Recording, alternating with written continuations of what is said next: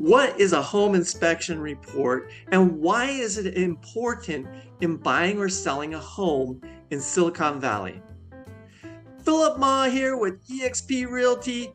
Today in this video, I'm joined by James Jordan, co-owner of HomeSentry Inspections here in the Bay Area, to discuss a home inspection report and how it's used in a home sale transaction. Now, if you're finding value at any point in this video, don't hesitate to hit that like, subscribe, and bell notification button. Hey James, how are you? Good. How are you, Philip? Doing well, thanks. Tell me how you got started in doing home inspections and how long have you been doing this? So started this company about 3 years ago. Prior to that, I was a project manager for a contractor here in the Bay Area, and I was dealing side by side with the city inspectors. And one of those inspectors just offhandedly mentioned that maybe I should try to be an inspector. So I looked into it, and yeah, here we are, 3 years later. Great. And so having that background in construction and general contracting, does that help inform your process when you're doing a home inspection? I mean, I think it really does. Even the process of becoming certified to be a home inspector, there was many benefits from having 30 years of construction background. Just to know the workings of a residential home, from the foundation to the roof. It helped a lot having the construction background. Now, you do general home inspections for both the buyer or the seller on any particular transaction, correct? Yes. Is there any difference when you're doing a report for a seller versus a buyer? Generally, for the sellers, they're wanting to know what should I disclose? And what do you think I need to do to help me sell my home? And oftentimes for the sellers, I'll go on 2 occasions. I'll go there the first time and give them a punch list of what they need to do to get their home ready for sale. And then go back again and produce a final inspection report for them with, photos of everything that's been corrected. And then for the buyer, basically it's to let them feel at ease that what they're buying, that they have full knowledge of the home.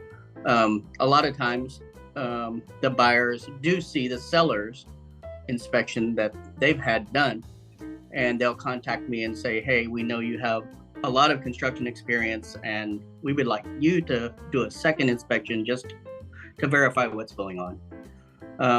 The buyers are always a little more nervous about the transaction than the sellers. Right. Yeah. And from a realtor's perspective, I think if I'm representing the seller, I always recommend that they get the home inspection done up front. Like you said, it helps inform if there are going to be any issues during the transaction with respect to repairs that may be needed or any issues with the home. So it's good to know about that up front. And if I'm representing the buyer, of course, I'm going to recommend that they have the inspection done and inform themselves, go through their due diligence process to see if there are any issues that perhaps could be negotiated during the escrow period, during the whole investigation period. And then perhaps there are some requests that could be made to the seller for repairs to be covered. So I think it's definitely beneficial from both the seller and the buyer perspective to have the inspection and the report done. Now let's talk about what areas of the home are covered in the inspection report. Can you just kind of give us an overview of that? So basically, we start at the foundation. If there's a crawl space, we go in. try to access every area that we can get to. Oftentimes it's blocked by ducting or, who knows, in the crawl space, you find all kinds of things down there. So we try to do a full visual inspection of the foundation itself and the flooring system, any electrical or plumbing, if there's any cracking and moisture issues in particular in the crawl space. Then we work our way up. All the flooring materials, wall deficiencies, ceilings, doors, kitchens, bathrooms, everything all the way up to the roof. And do you take a look at the roof as well? I do. So oftentimes some people want roof certifications, and I do not do roof certifications. Those have to be done by a licensed roofing contractor in the state of California. But I do include a roof inspection with my home inspection report, which is pretty thorough.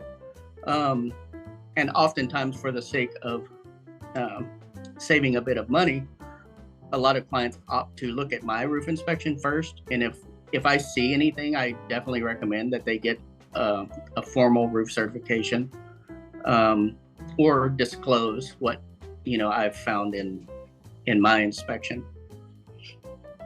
Do you have any particular advice for a buyer or a seller in reviewing the report? You just mentioned that it's important to read the whole report, but is there anything to look out for in particular?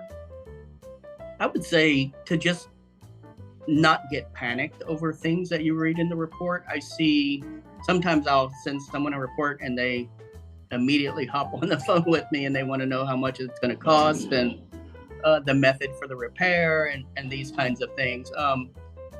So a lot of the things that some people are panicking about, we find probably in 50 or 60% of the inspections we do, such as like vertical fine line cracking in the foundation. In the Bay Area, it's very typical to find at least a couple small cracks in the foundations when you inspect. But I always field those calls and try to put them at ease when they talk to me, Yeah, right. I think to just take in the inspection as a whole for what it is, and speak with your realtor about it, From a seller's standpoint, the purpose, I think, for the seller to get the home inspection more than anything is they want to sell their home and they want to disclose what's going on with it. They necessarily don't want to put the money into fixing everything that they get in that report. But it does give them the option to if they want to, so they truly know what they need to disclose. And I think that's the real benefit of getting the home inspection from the seller standpoint. Right, for sure. Now, a lot of the homes in the Bay Area are fairly old, going back to the early 1900s. Are there any typical thing? You mentioned fine cracks that you might see in the foundation. Are there any other typical issues that you uncover in those older homes? Yeah, so from the home inspector's standpoint, in general, this business, we're not code enforcement, and for people who've lived in newer, maybe it's a first-time buyer, and this is the first time they've lived in a home that was built in 1916 in San Francisco, and they've lived in newer structures up until this point. So I think some of them are kind of shocked about how old some things are in the homes. So when you inspect older homes like that, you run into a mixture of things like old knob and tube wiring, and then you'll have old knob and tube wiring that's been partially upgraded to newer electrical wiring, Romex. You'll find unbolted foundation mud sills. You'll find a plethora of things in these older homes that, really definitely doesn't fly in today's construction. Doesn't necessarily mean it's going to fall down or collapse or anything like that. But sometimes those things are safety hazards, like, just a few right off the top of my head would be like no drywall in the garages, separating it from the main home, or self-closing fire doors from the garage to the home. Mm-hmm. Those kinds of things that by today's code, it would be a mandatory for safety. Spacing between the balusters. those kinds of things. So we do point out those things in the report, that they exist, but we don't necessarily mark them as a deficiency. It's just letting you know that in today's standards, it's a safety hazard. Right. And this is what's existing in the home if you do want to possibly upgrade it in the future. Now, how much does it cost to get a home inspection report? Can you talk a little bit about how you price your services? Yeah, so basically, if someone calls for an inspection, first off, I try to determine the square footage of the home and the location of the home where it is. Probably the standard ranges in the Bay Area are anywhere from $450 to $525. That would be like your standard little 3-2 rancher up to, a 4-bedroom, 3-bath, 2,700 square foot house in San Jose. Yeah. Right. Got it. Thank you. Thank you. All right. If you're looking to do a home inspection as a buyer or a seller, check with your realtor and get a referral from them. I personally would recommend James as my home inspector, and I'll have James's contact info in the description below this video. In addition, I'm going to have a code in the description below this video, which will provide you with a discount if you order a home inspection from James on his website. When you enter that code, you're going to have the option of getting 10% off the inspection price or getting a floor plan included in your inspection report. Now, from a real estate agent perspective, I can tell you that it's very helpful to have a floor plan as part of your disclosure package. It really provides potential buyers with it helps them picture the whole layout of the house. So look for that code in the description below this video. Now, if you found value at any point in our discussion, don't hesitate to hit that like, subscribe, and bell notification button. I'm Philip Ma with eXp Realty, and I look forward to talking with you soon. Thank you, James. It's been a pleasure having this discussion with you.